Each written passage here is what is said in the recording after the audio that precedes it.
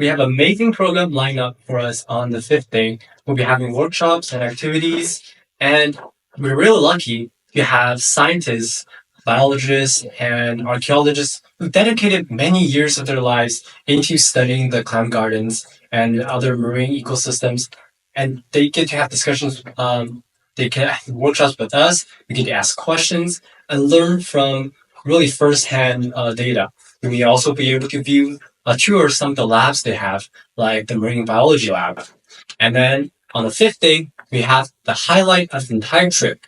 Will be led by possibly the archaeologists to view the 3,500-year-old clam garden.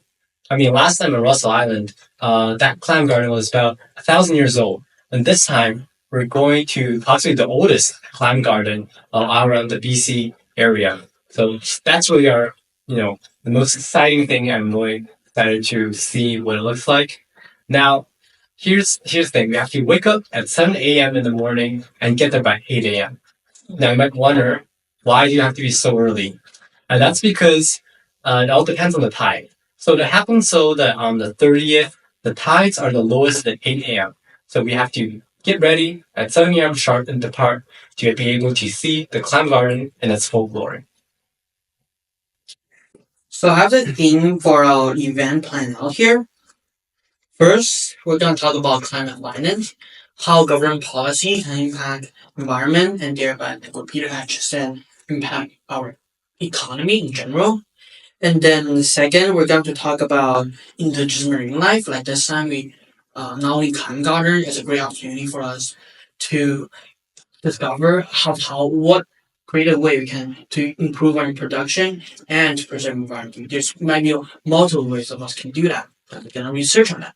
Third, we're going to talk about marine agricultural sustainability and like what the seafront manager has told us in our interview that the scenario of marine life has been drastically worsened throughout the past 50 years. Yes, he is a witness of that.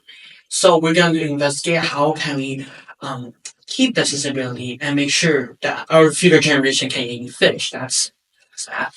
And lastly, use climate action. How can us, all of us here, sitting here, with our youth, what can we do to improve our current climate situation and to ensure a better future not only for us, but for our future generations? Great.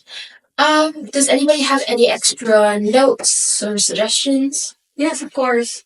So let's just don't forget to remind the campers to wear for the weather and for the location. There might be some windy or maybe rainy, so just prepare like 2 layers of clothes. And then yeah, that works. Also prepare comfortable shoes and boots for the plant garden. Also the don't wear any big logo clothing in front of the camera. Basically. Also, we have to remind the campers that food is provided for all three meals at Quarter Center. There are also accommodations for food restrictions. But for the first few days, we have to plan out the food.